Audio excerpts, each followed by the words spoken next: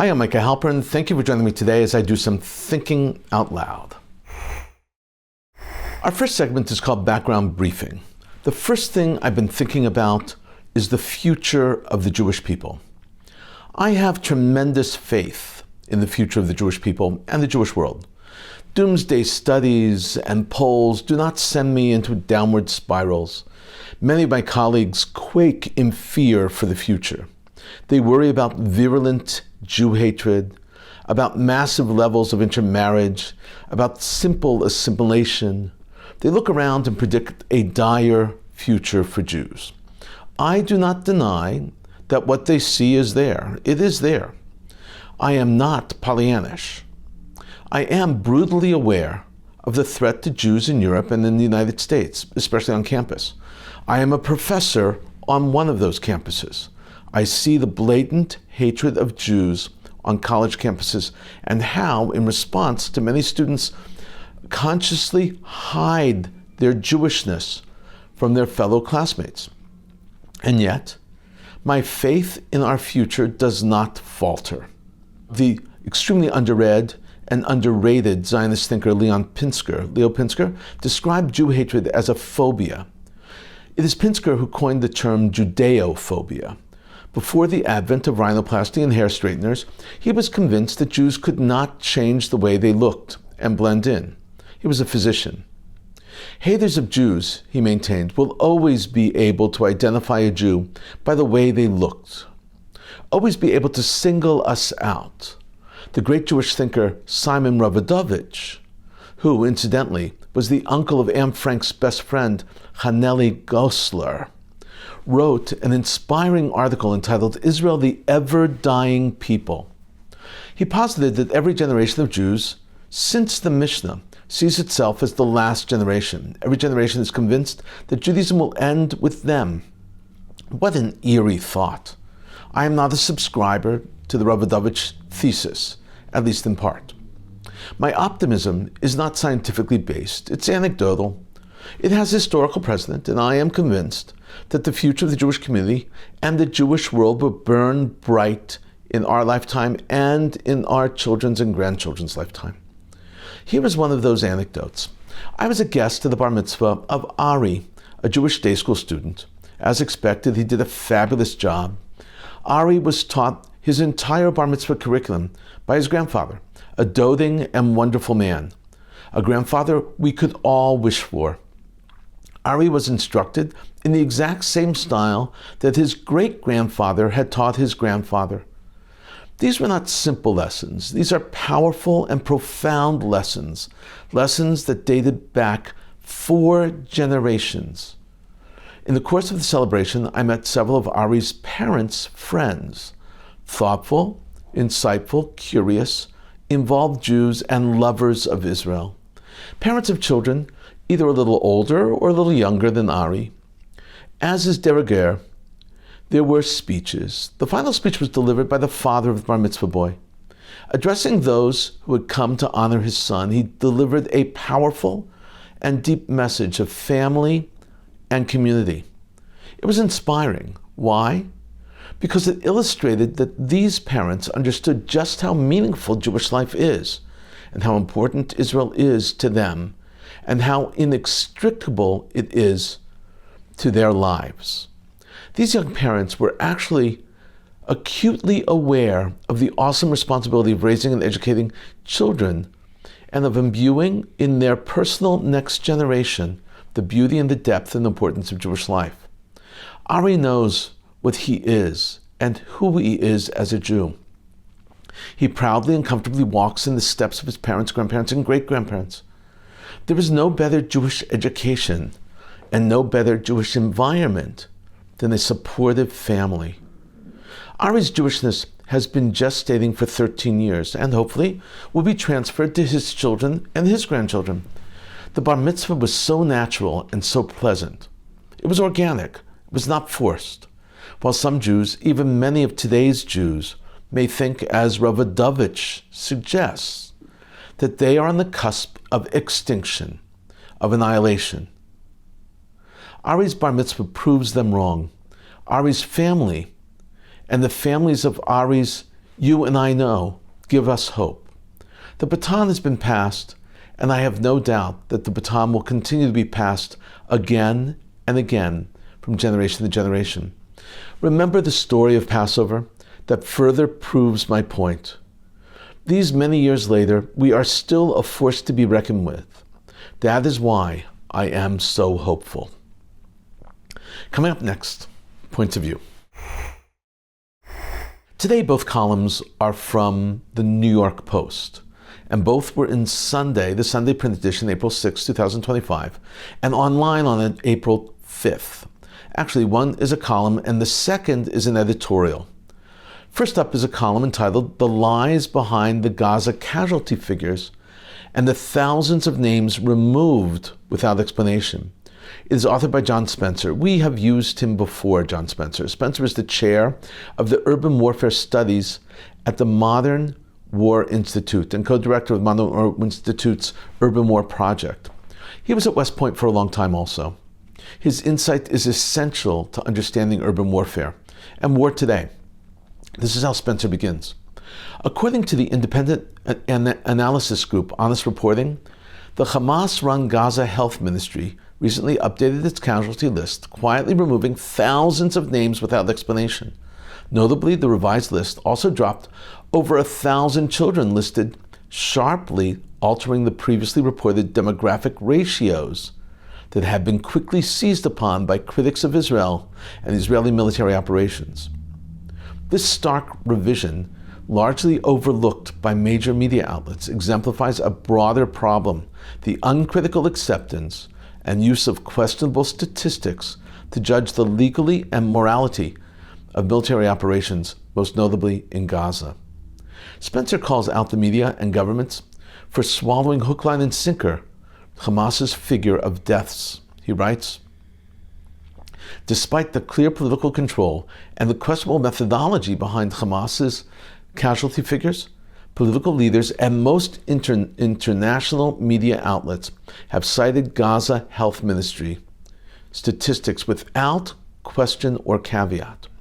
Spencer now cites another source that explains how ridiculously unrealistic the Hamas numbers are. He writes, "A recent investigative report by the Henry Jackson Society titled Questionable Counting documents serious flaws in the Gaza Health Ministry's casualty data.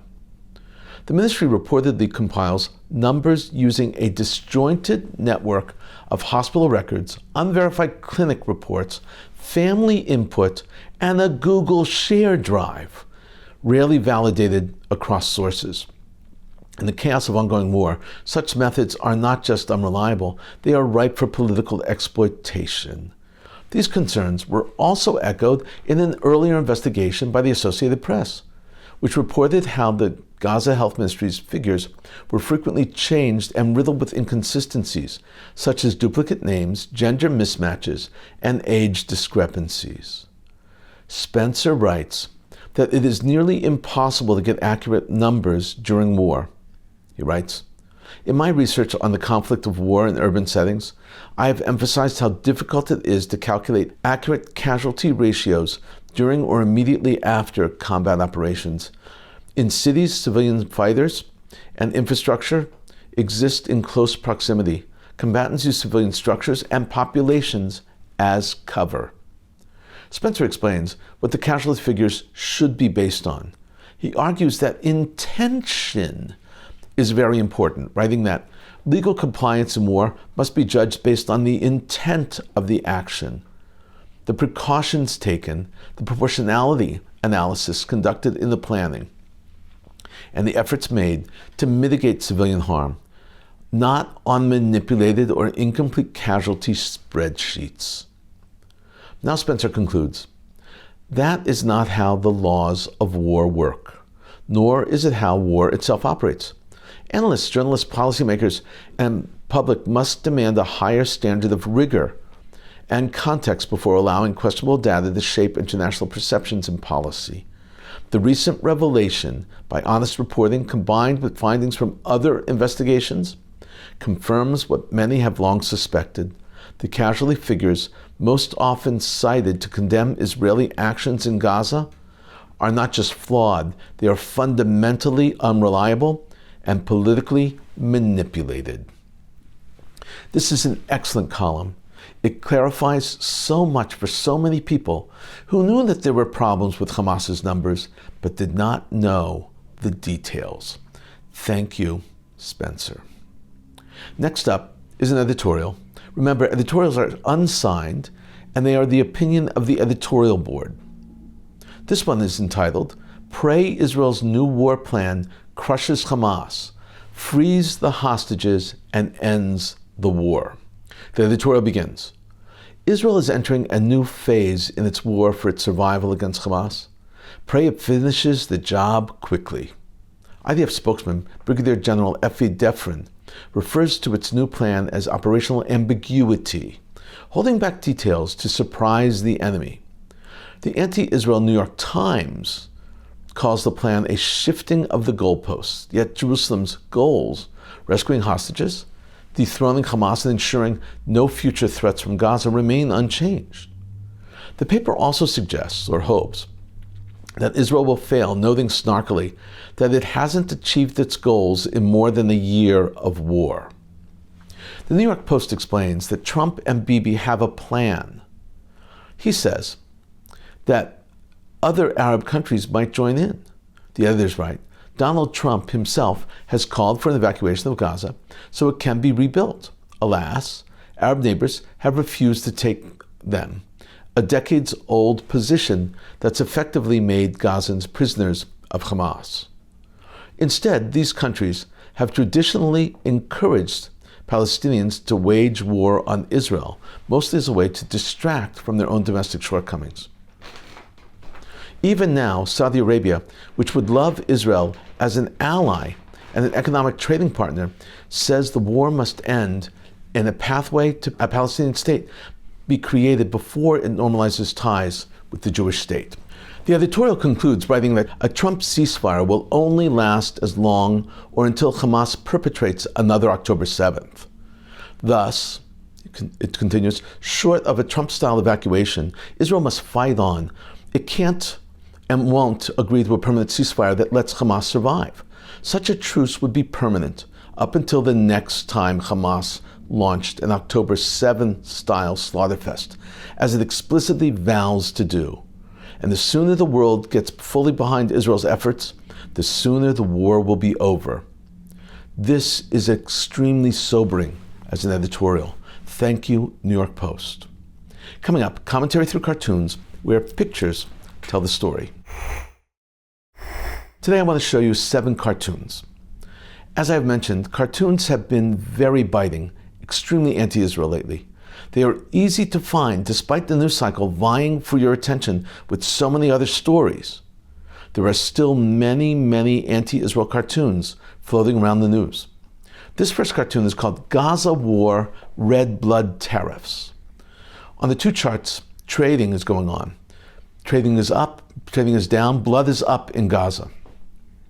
This next cartoon is entitled Dumb Bomb Netanyahu, Gaza Hostages Cuffs Israel. The idea is that Israel is indiscriminately bombing Gaza and killing the kidnapped Israelis. How absurd.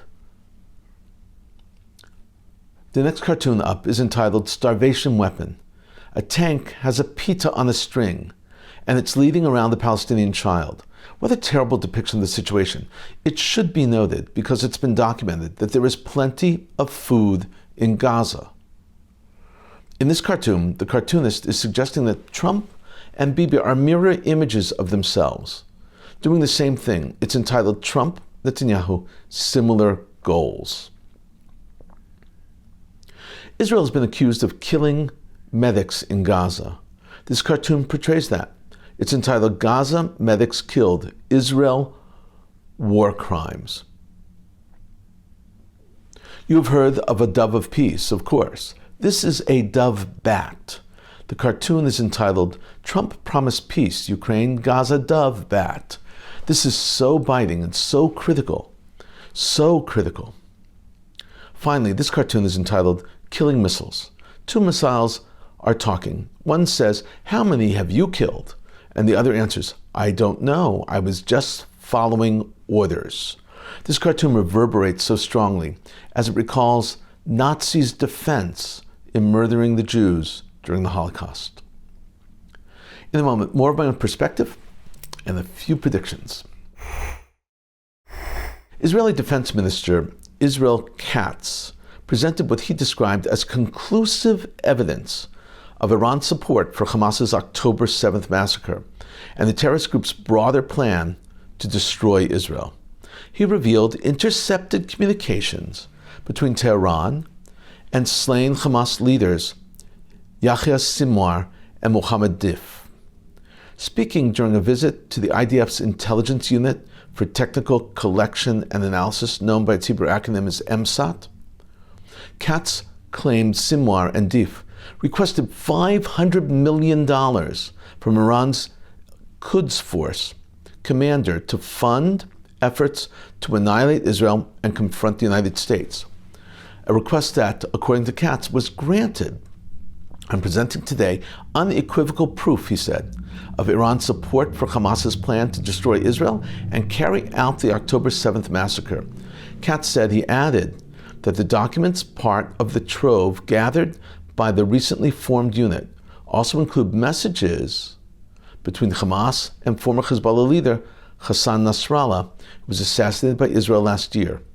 According to Katz, the intelligence was gathered physically from deep inside enemy territory and includes archives from Hamas, Hezbollah, and other sensitive sources. Iran is pushing back against U.S. demands that it directly negotiate over its nuclear program to be bombed, warning neighboring countries that host U.S. bases that they could be in the firing line if involved. A senior Iranian official said, although Iran has rejected U.S. President Donald Trump's demand for direct talks, it wants to continue indirect negotiations through Oman, a longtime channel of messages between the rival states, said the official, who spoke to Reuters on condition of anonymity. Iran has issued notices to Iraq, Kuwait, the United Arab Emirates, Qatar, Turkey, and Bahrain that any support for a U.S. attack on Iran, including the use of their airspace or territory by U.S. military during an attack, would be considered an act of hostility, the official said. Such an act will have severe consequences for them, the official said, adding that the supreme leader, Ayatollah Ali Khamenei, had placed Iran's armed forces on high alert. Also on Iran, the economy now. Iran's rial currency traded at a record low against the US dollar as the country returned to work after a long holiday. The rial had plunged over 1 million rials during the Persian New Year, Nowruz. But as traders resumed work, the rate fell even further to the dollar, signaling the new low that appears here to stay. The Shin Bet announced that the head of its Jewish counterterrorism division has suspended himself from his position pending the outcome of an internal inquiry. In a statement, he said, I deeply regret the tone of the remarks made, which do not reflect my usual conduct with the many partners we work with in close cooperation. He added, I misspoke in a manner inconsistent with the values of the service and my own personal values. Therefore, I allow for a thorough investigation, and out of a sense of responsibility to set a personal example, I am suspending myself from my role as head of the division until the inquiry is concluded. This is taking personal responsibility. It seldom happens. It seldom happens in Israel. People say they're responsible, but they don't step down. This is impressive.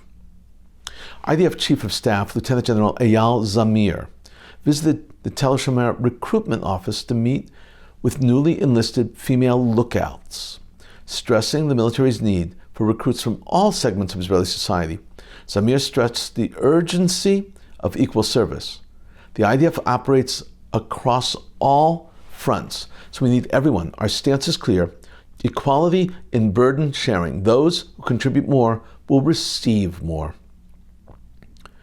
Shin Bet Chief Ronen Bar called Yarden Bibas and informed him about the elimination of Mohammed Hassan, also known as Muhammad Awad, the terrorist who commanded the kidnapping of his wife, Shiri, and their children Ariel and Kfir, and was likely involved in their murder while in captivity in Gaza.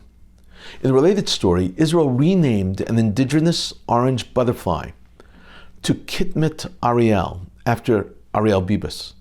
Kitmit is a biblical word for orange.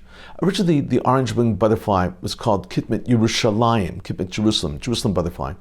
Ariel is also one of the many names of Jerusalem. The Czech Republic is poised to announce the relocation of its Israel embassy to Jerusalem, according to a senior Czech official, and Israeli officials confirmed.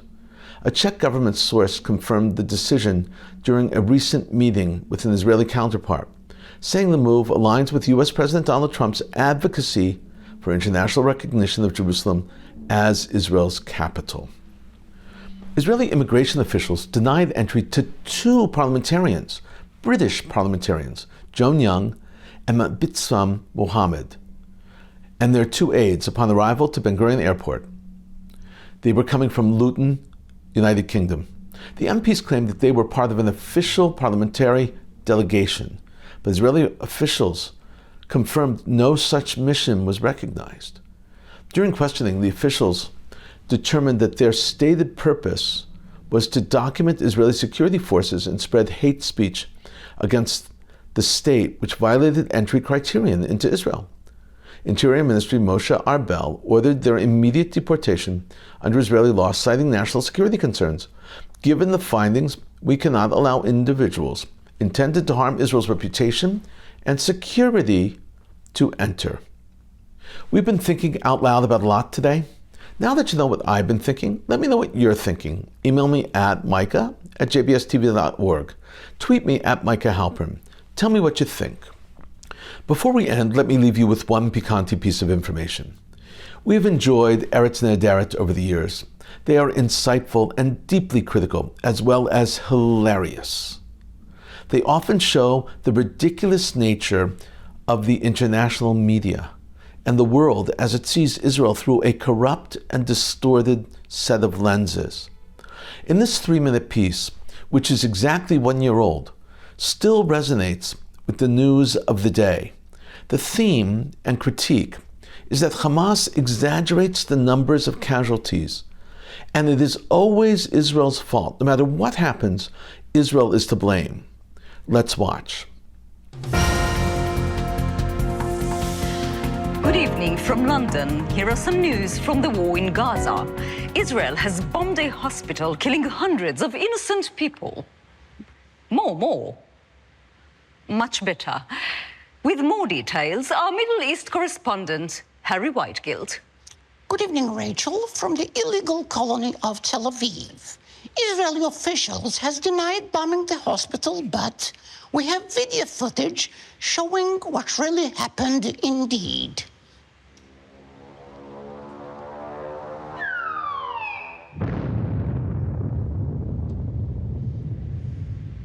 Absolutely shocking, Harry. Yeah, we got this video from Hamas, the most credible, not terrorist organization in the world. I'm sorry, Rachel, I've got some terrible news. The United States Pentagon says it has evidence Israel did not bomb the hospital. Wait, what? What? Well, I guess it's going to be one of those things we can never be sure about. Like how the Jews knew about 9/11 and did not go to work that day. No, they just published recording of Hamas freedom fighters admitting they were the one who fired the missiles by mistake. إذا تقول يا أولهم أنا أريد تتيل شلانو على بيت خليم شل عتسمينو. يا الله بسيدر لو نرى أولاي هيو شما كما هو مهم كاخذ ضحيم يعني تل عسل تل باصل. Well, I guess we'll never know exactly what happened. لولو زي نحن. It's just going to stay a mystery. شو ميستري يا مجنونين نحن لقمر نحن. But it's still Israel's fault, indeed. Of course, because Because the Israeli blockade prevented Hamas from getting proper functioning missiles, and this is why tragic accidents like this happens indeed. Thank you so much, Harry. Good night, everyone, and remember, Israel is ISIS. As you saw, throughout our skit, Hamas is still playing the numbers game, and they will continue because much of the world wants to condemn Israel and believes Hamas and their numbers. Thank you for thinking out loud with me, Micah Halpern. Let's think out loud again next week on JBS.